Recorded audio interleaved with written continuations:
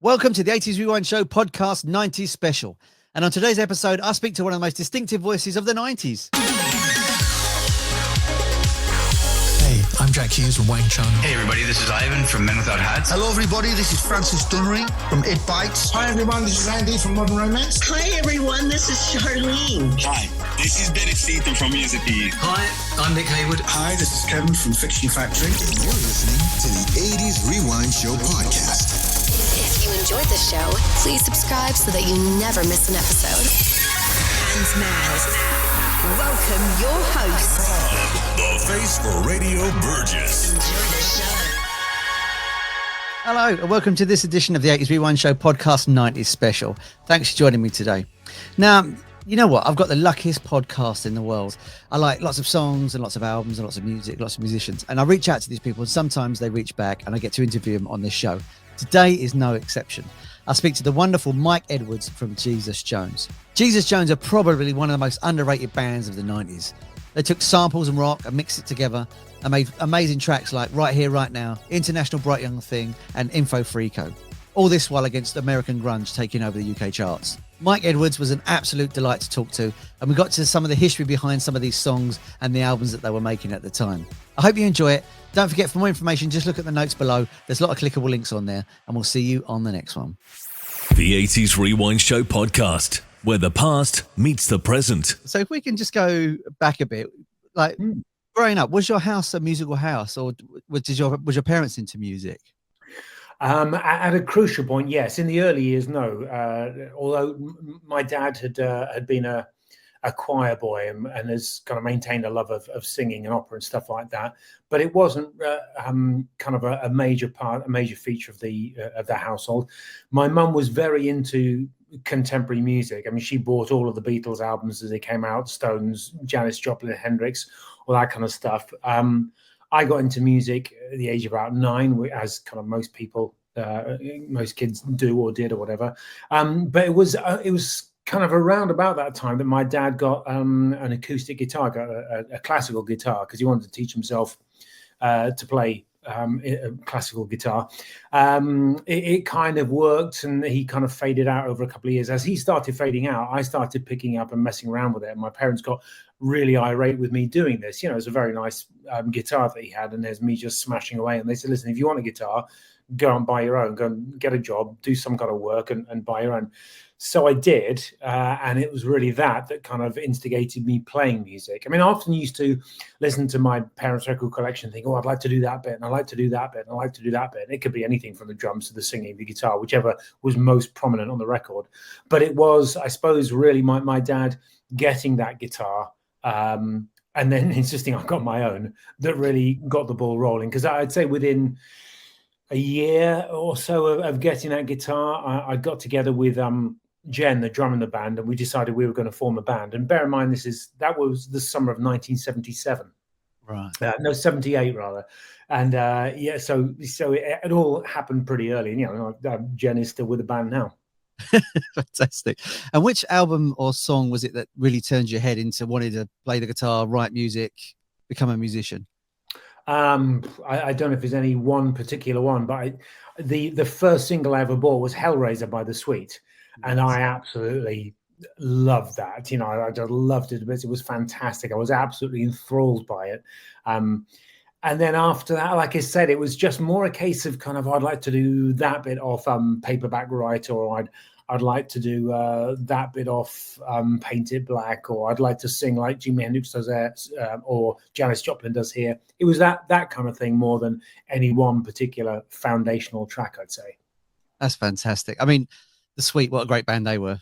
Oh, yeah, absolutely. Yeah. Well, oh, you don't need me to agree with you. No, I'm going to say that anyway. I mean, Mick Tucker, the drummer, wow, what a powerhouse he was. Underrated drummer.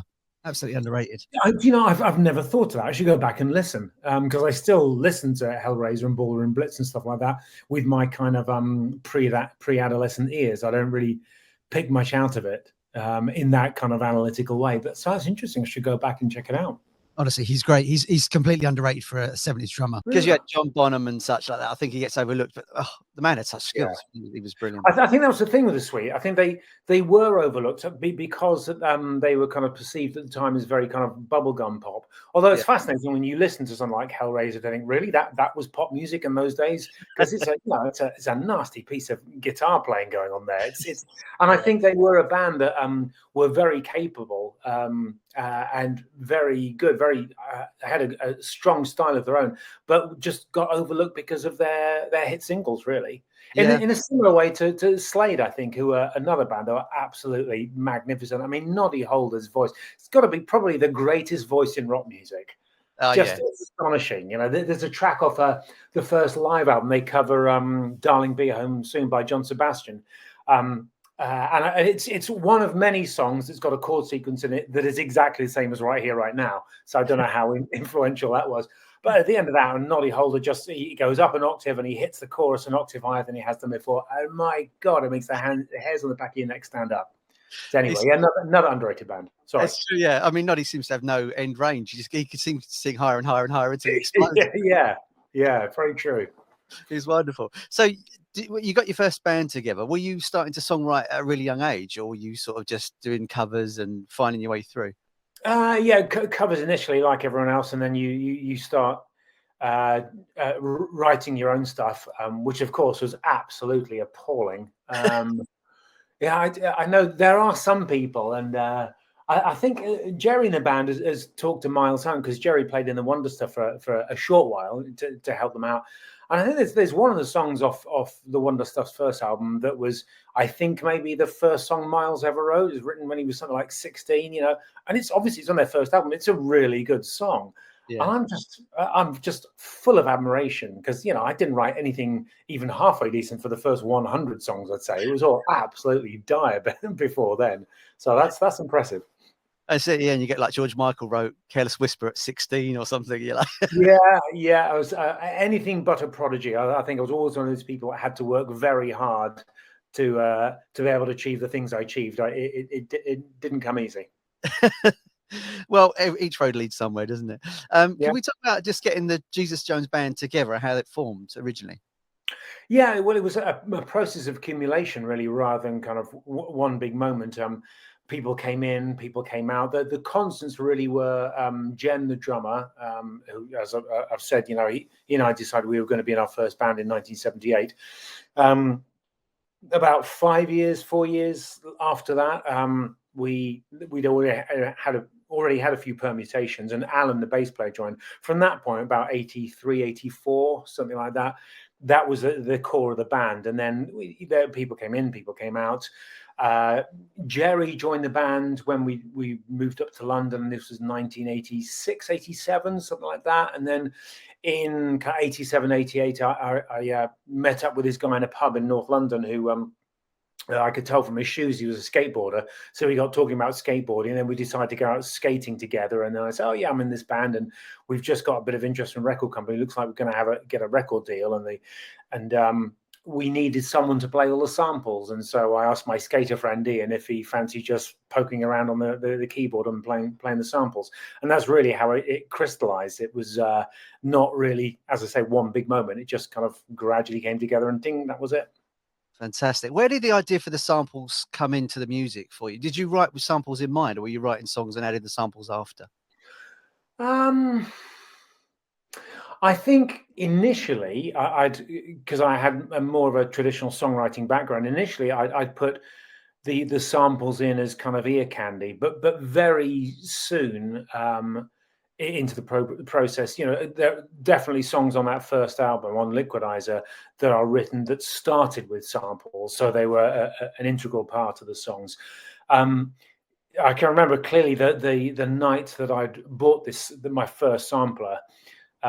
Which obviously, very primitive by today's standards, but I was just amazed. It was absolutely fascinating, and it really opened the doors to me. I'd been listening to the stuff at the time, I suppose, would be Age of Chance, really importantly, The Shaman. And this always baffles me, but Pop Elite itself were never an influence on us, but they were certainly doing that kind of thing. I don't know why they weren't an influence on us. That's never really.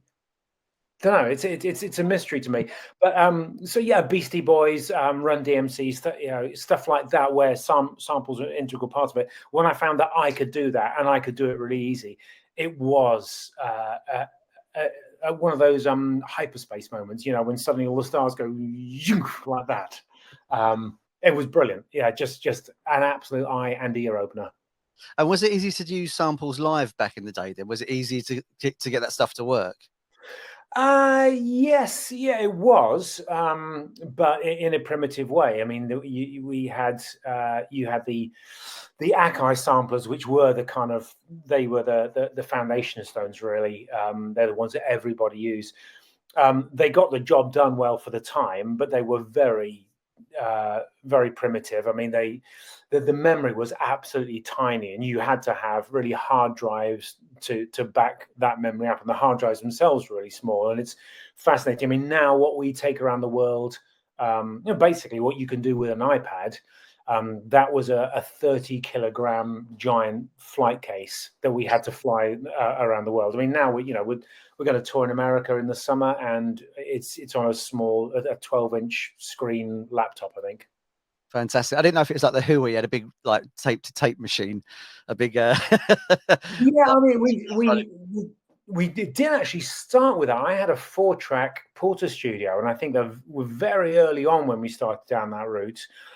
We used that. Then we got our record deal and we got some money. That's when we bought the Akai samplers. But yeah, actually, so it was tape originally, cassettes, in fact. I love cassettes. I hate them. Absolutely detest. What a dreadful medium. So many of the media were awful. I mean, I don't get the vinyl thing in the slightest. I'm aware that we sell them, and I understand all the other arguments. But as something to listen to, it's appalling. It was something that was just crying out for something like CD to come along. And now you don't even need that. I think it's brilliant, I'm a love vinyl, me. So Liquidizer was the first album. Was it an easy album to make? Were the songs already there, or did you have to sort of write in the studio at the same time? No, right in the studio. It was really hard to make, actually, because in the run up to Liquidizer, we'd been releasing singles fairly quickly, and in those days, to try and boost the sales of the singles, you would bring out multiple versions with multiple different mixes and other songs on there. So basically, in that period, as fast as I could write, the songs were released. I couldn't keep up with the demand for the record company for songs. I mean, they would on 3 singles, you'd pretty much have to write an album's worth of songs. Right. To keep up with that demand. So I then had the album to do as well. So yeah, a lot of it was get up early in the morning, write the song, go to the studio in the afternoon, record it, get home at midnight, get up early in the morning, write the next song. It was very much like that. It was really as they were needed. It was tough. Yeah, it sounds like you were treadmilling as well. It was kind of just. Yeah, I mean, I wasn't. The only time I really started getting ahead of myself is when we started touring, because you have so much time when you tour just to think about things, which is really important, I think, for creativity. But also then later on, when we got bits of technology, you could actually start creating stuff on the road. And it didn't matter if you weren't creating entire songs, as long as you had that initial point to start you from. Then you knew when you had a clear week at home, you could really get stuck into 2, 3, 4 songs and get them well progressed. So it was kind of repeated touring that helped with the songwriting process, which is sounds ironic. I know so many people complain that they have no time to write songs because it was touring, but it was completely the other way around for me. Fantastic. Info Freako was the first single. Is that right? Yes, it was. Yeah. That was. It was the first song on the demo that we recorded. We had a kind of make or break demo, really. There's Jen, the drummer, Jerry, the guitarist, and I went on this holiday in Spain in 1988, and it was pretty much, all right, we've been doing this for a while, and it's not really going anywhere. What are we going to do? And I said, look, I've got an idea. This is how we're going to do it. I've got this sampler.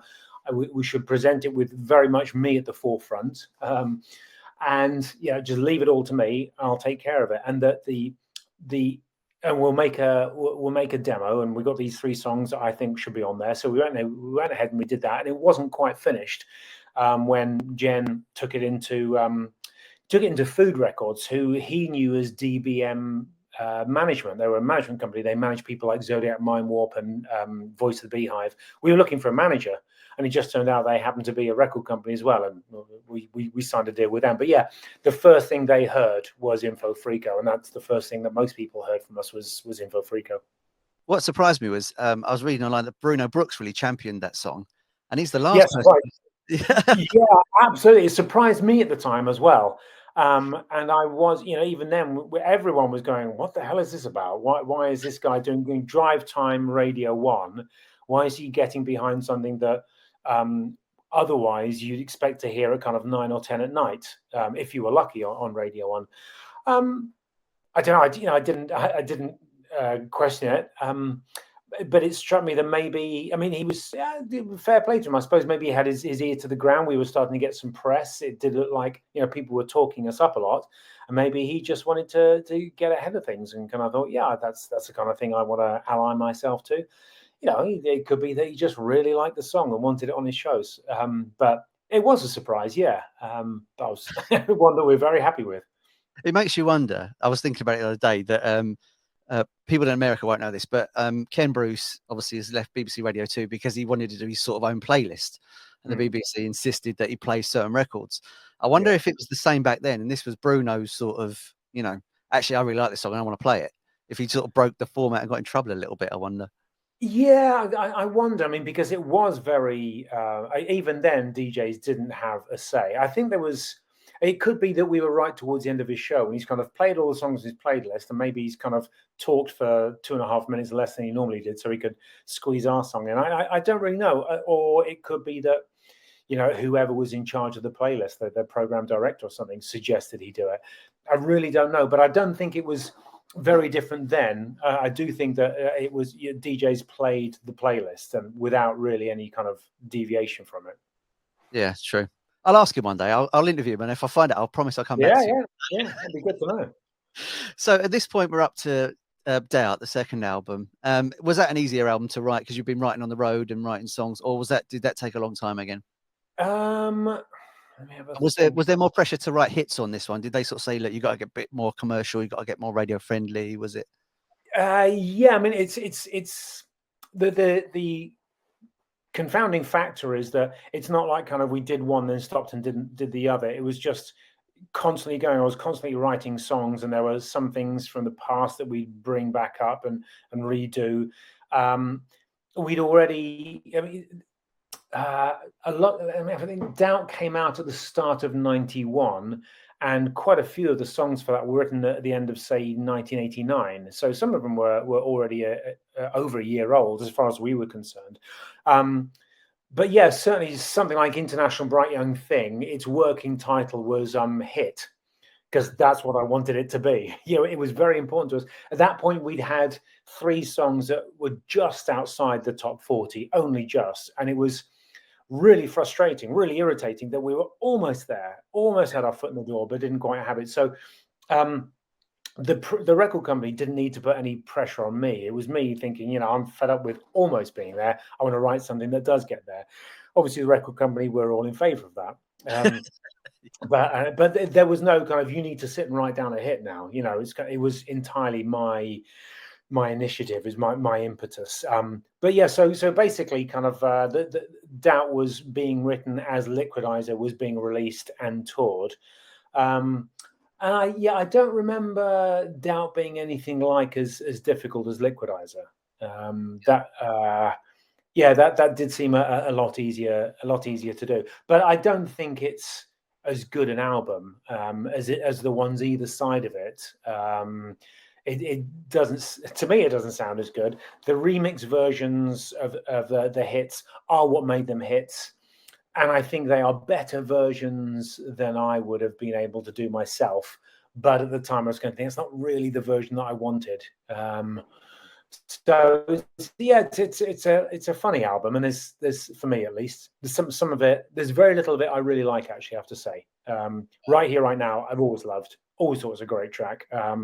Some of it's good, but there are tracks like Blissed, I think, is on there. Trust Me, We Often Have Fun Playing Live. but there are quite a few tracks I know. Stripped, yeah, Stripped was written as a result of going to Romania, and I listened back to it 10 years ago, something like that, and thought there's actually something worthwhile in there, but just not in the version that we released on DAO. So we remade it in 2014, and we've been playing that version every so often, ever since. I really like I'm Burning. I like they use the backward samples on it. I think that's really It's funny. That was one of the tracks. That track is at that point would have been about 6 years old. Wow. Maybe a little less, but not much. So I wasn't. We played it to the record company when we were they were desperate for songs, and I was thinking, well, yeah, maybe have this one, and they said, yeah, great, let's put that on there. Welcome back Victoria as well. I mean, the very fact that this is 91, so John Major was Prime Minister then. Welcome Back Victoria is actually written about Margaret Thatcher. And it was written in the Thatcher era. So, I mean, I'm guessing I wrote that in something like 84, 85. Wow. And yet it's on Doubt 6-7 years later. I guess that shows that we were kind of fairly not desperate for material, but we were looking further than we had done on Liquidizer. So right here, right now, was that written about the Cold War ending? Is that right? Did I read that right somewhere? Yeah, basically, yeah, that's it. It's about the Berlin Wall coming down. I remember that event was one of those things that I, having grown up in the 70s and 80s, you just thought that's always going to be there. It's one of those permanent things, one of those permanent features of life. There will always be this divide between East and West Europe. And when it came down, it was mind-boggling that you could have change on that kind of scale, such a collapse of one system. And also a time of amazing optimism, thinking, well, if we can change that, then what else can be changed? If something that big can disappear, and this is the end of it. Growing up in the 80s, there was always that threat of you're going to be nuked. That was, if you look back, there's so many films from that era that are about that subject, about what happens if in event of a nuclear war. So for that to go away was a bit of a relief, but also just an astonishing scenario to live through, and that's really what inspired the song, lyrically at least, but musically. Simple Minds had done a cover of Sign of the Times, which I really didn't like. I just thought hasn't added anything to it, and it's kind of missed out all the good bits of it. And I thought I'd like to. I had the lyrics right here, right now going on, I think, all kind of in the background, and I just actually took a loop of Sign of the Times. And everyone was into the Velvet Underground at that time. So I got this Velvet Underground type guitar riff and put it over the top of the loop of Sign of the Times, and had the words for Right Here, Right Now. And so the original version was basically just Sign of the Times for 3 minutes. And 1 2-bar loop of it. I love that. And then International Bright Young Thing, was that about you traveling around and meeting new people and the excitement of traveling? Yeah, it was written on a plane flying above Siberia, coming back from Japan at the end of some mad era of touring. I mean, that might have been at the end of the touring of 90. No, it wouldn't have been actually. But I know that in 1991 we toured for 9 months of the year, so doing a lot of touring, and we were going to new places, and we're always meeting new people, interesting people. We're having a brilliant time. I absolutely love touring to this day, and we always did. We were never one of those bands that moaned about it, because it was just the most exciting thing, and you meet great people and have great experiences. And that's it was nice coming out of Britain and kind of seeing people who felt the same, or just understanding how they felt different. We'd seen a lot of things from Romania immediately after their revolution, to Japan, which was culturally a real shock, but in a fascinating and exciting and interesting way. So yeah, it was just writing down how it felt to be part of this kind of this wider world that I was experiencing firsthand. It's all very well to kind of say, yeah, it's a wider world and we all have things in common, but when you actually meet these people and talk to them, and from such different cultures, really exciting. So yeah, and especially when you're kind of out of your mind on a lack of sleep, 8 hours into a 12-hour flight or whatever it is, and knowing that you've got to write a song by the time you get off the plane. There might have been some aspects of that I wouldn't write now, but what the hell. It's fantastic. I know I was obviously going to talk to you today, so I dug out my 45 original copy. Right, yeah. It still has its Woolworths sticker in the corner. Just to Wow, blimey, it's a real article from the past, isn't it? That's it. I went and bought this. So, because me and my mum grew up, we were always skint. Woolworths used to put their singles out, and then after about 3 weeks, they would put it in a bin for 50p. So it's got my 50p. Not to devalue the song, but I had to wait 3 weeks to get it. That's pretty good. Yeah, I always had to wait out to get the records I wanted, but I got them in the end. So, but what I love about the album, looking at it in that version, is it like it was a song time capsule, because you was writing about everything around you at the time. I think it's a lovely aspect to those records. Yeah, I mean, and that was the intention. I did want to capture a kind of a point in time, which is, going back to talking about writing International Bright Young Thing. There was always an element of kind of, I'm not especially happy with that line, but I'm writing it now, and tomorrow's another day. And so we were very much of that mindset. I mean, we knew that we were writing pop music, even though that was a little bit of a dirty phrase. Going back to our thing about Slade and the Sweet and how you can be denigrated if you write pop music. We knew that's what we were doing, and I thought that was just part of it. Let it be part of that time. A lot of it does sound very dated, and I don't mind that at all. I had no plans, but I didn't expect much of it to last, I think. And the fact that we're playing some of those songs now is a kind of double-edged sword. It's kind of nice, but there are sometimes. It's funny, we often talk about it. I mean, Never Enough is the one song that in rehearsals everyone goes, oh, really? Do we have to? You do it live, it's brilliant. It's a great rocking song, and you can see why the record company said, you got to put that as a single. You can see why people want to hear it. But in a rehearsal studio, oh, man, that's pulling teeth. We try not to play it if we can. Oh, I just love how the album was completely different in parts. Like Real. It's got like a tribal start to it and a tribal feel as well. And then you've got the pop. It's a wonderful collage of the time. I think it's fantastic. It's Kodos. Honestly, it's a great album. I just thought I'd tell you what I mean. Wow, fabulous. Well, I mean, it's I was intending it to be a kind of mishmash of things. So I'm really pleased that it became a very easy thing.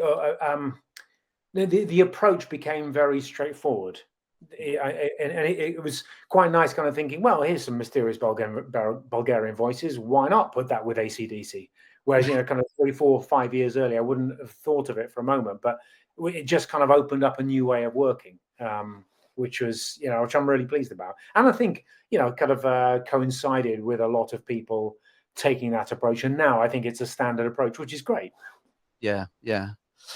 We get to Perverse about 96. There was a large gap between the albums. Was that due to touring or just writing, or just wanted a break or a rest? Perverse was actually 93. Already was 96. Perverse, we did I said in 91 we did 9 months of touring.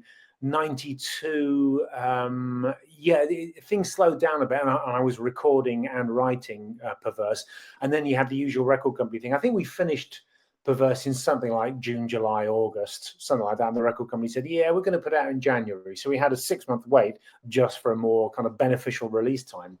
By which time I think it was probably too late. That's my favorite Jesus Jones album. I think they get better as they go on. Already the album that came out after that, I really like that. There's plenty of that I can listen to. And quite a bit of Perverse as well, whereas Doubt I won't really listen to at all, and Liquidizer every so often I'll very, very rarely, every 9 months, 18 months I might listen to something off it, but only if I have to try and remember how the words go, because we're doing a song we haven't played for 10 years. But yeah, so Perverse, really proud of that album. We did take time over it, I think, as a reaction to the very sloppy nature of Doubt. Warren Livesey was the producer of Perverse, and I just think he did the most fantastic job, because he took songs that I'd done. It was very much a kind of George Martin to the Beatles, not on comparing myself to the Beatles, but someone who could add in such a creative input to kind of take a song and say, it's great, but you need to add another section on the end there. And I've never had that before. It was just, here's the song, that we might chop out a bit before the first chorus. This was go away, write something else, do something else, add another guitar part. It was like that. And he would then do some stuff that just blew my mind. So we took time working on Perverse. We then, with Already, which came out after that, there were 2 versions. I think there was one recorded with a couple of guys who worked in a studio that I co-owned at the time. And the second version was the one that Martin Phillips, who produced Right Here, Right Now, that he made. He was very painstaking. And I think we took something like 6 months to record his version, having already done the entire album once before with some other people last time, and then the delay for the record company. So there was a 3-year gap between Perverse and Already. But it was a year and a half. Oh, I suppose 2 years between Doubt and Perverse. I mean, Perverse is a very polished sounding album as well. It sounds completely different, doesn't it? It's like absolutely. And that's I mean, it did coincide with me thinking that I should stretch things a little, because the first 2 albums were often written in a hurry. They were very formulaic, because I had no time, certainly on Liquidizer, I had no time for anything other than the formula. You know, as long as it went verse, chorus, middle, chorus, end, fine. I knew I could get it done in the morning and record it in the afternoon. On Perverse, it was the first time I'd had a chance to kind of explore things a little bit in all sorts of ways.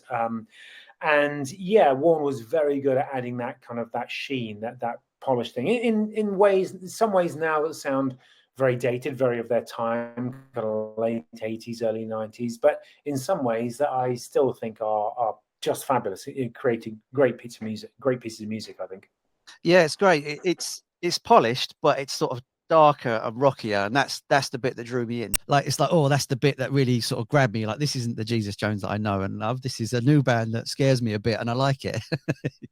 Yeah, I mean, and that we felt that was more of a reflection of the actual band that we were. There's, in a way, kind of more in common with Liquidizer and Perverse than Doubt and Perverse because of that. It was us kind of, and to some extent, reacting against our pop notoriety, I guess. I think that's pretty much it. It was a statement album in all ways. We were trying to say, this is who we really are and this is what we're really doing. And the reason it's called Perverse is because we also felt that we were bucking the trend. We were very much swimming against the tide, having everything been pushed forward in the era of kind of Liquidizer, when that kind of technology in dance music was new. And then Doubt onwards, when it suddenly became much more accepted and acceptable. So things, in my view, were kind of progressing and moving forward into the future. Then when grunge happened, and then starting the start of Britpop, we seemed to be taking huge steps backwards. And I couldn't understand why I'd be out in these techno clubs hearing sounds of the like of which I'd never heard before, giving the same feeling that I had when I was listening to Blockbuster by the Sweet, or Hellraiser by the Sweet. That same kind of feeling of excitement, like, this is amazing. I've never heard something like this before. I didn't understand why we were then going back and listening to our parents' record collections as they were, without really much change. And so by doing an album, we made a big deal out of the fact that we were making a rock album the way a techno artist will make a techno album, which was a perverse thing to do. It wasn't the smart move to make an album that wasn't a very traditional guitar album. But we did it anyway, because we felt that was a reflection of who we were and what we were about.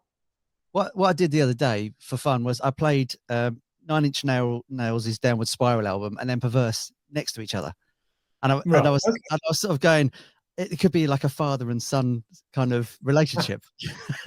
Yeah, I found that interesting. We went to America because the industrial scene had started to kick off there. Obviously, 9 Inch Nails and Ministry, and people making comparisons with us and that. And I guess it's just because we were using the technology, in particular drum machines, I guess.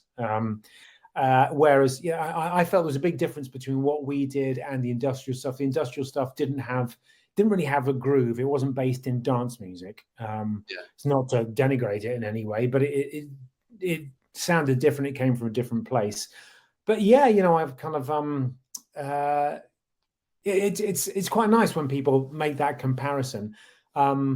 just because it shows me that there were similar things going on in different places at the same time. Yeah. Yeah, like you're saying, like pop will eat itself. Like, you know, how come it there? It's almost the same but completely different, which is wonderful. Yeah.